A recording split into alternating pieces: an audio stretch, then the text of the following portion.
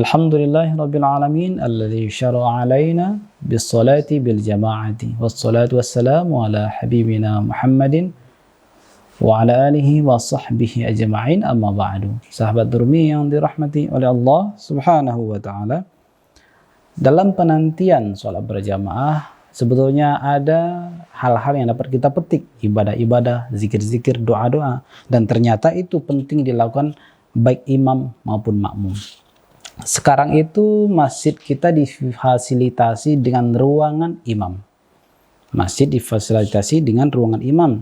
Kalau makmum mungkin mereka semuanya berada di ruangan utama masjid, di tempat sholat masjid. Tapi ada imam yang berada di ruang khusus. Nah, jangan sampai karena dia imam di masjid, lagi-lagi ini adab nih. Adab bagi seorang imam penting dipahami.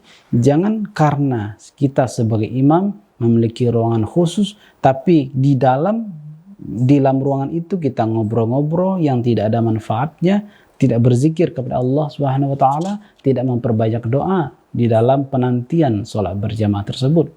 Jadi sebetulnya tidak ada beda antara imam dan makmum, stratanya sama. Jangan hanya ibadah ini, zikir ini ditekankan untuk makmum, imam harus memberikan contoh dalam kebersamaan maupun contoh terhadap dirinya dalam kesendiriannya. Apa adab dalam tema ini? Al-ishtighalu athna intizari salati bi dzikrillah ta'ala wa tilawatil qur'ani wa du'a. Menyibukkan diri di sela-sela menunggu salat itu dengan apa? Dengan zikir kepada Allah, dengan membaca Al-Quran, atau memperbanyak doa kepada Allah Subhanahu wa taala, duna raf'is sauti idza kana fihi tashwishun 'ala musallin. Tapi dengan syarat jangan sampai kita terlalu meninggikan suara. Barangkali ada orang yang sedang sholat tahiyatul masjid, atau ada orang yang sedang sholat sunat rawatib, lalu kita baca doa tersebut, baca zikir dengan suara keras, itu dapat membuyarkan konsentrasi orang yang sedang berzikir, ataupun sedang membuyarkan konsentrasi orang yang sedang sholat. Sahabat Durmi yang dirahmati oleh Allah Subhanahu wa taala, Rasulullah juga pernah bersabda. Apa sabda Rasulullah? Inna hadzal masjida la yubalu fi. Masjid ini tidak boleh menjadi tempat buang air. Ini konteksnya ketika Rasulullah melihat ada orang Badui yang kencing di dalam Masjid Nabawi, yang mana Masjid Nabawi ketika itu berlantaikan pasir. Nah, berlantaikan pasir, lalu dia buang air.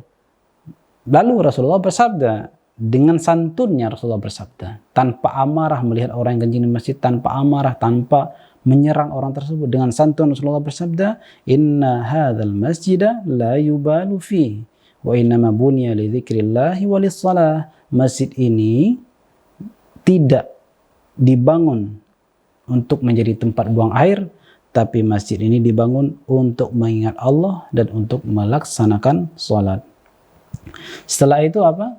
Ketika Badui ini sudah selesai dari buang airnya, dan ketika awal-awal buang air itu sempat beberapa sahabat ingin mengusirnya, lalu dicegah oleh Rasulullah. Kenapa? Karena khawatir nanti buang airnya akan tersebar kemana-mana.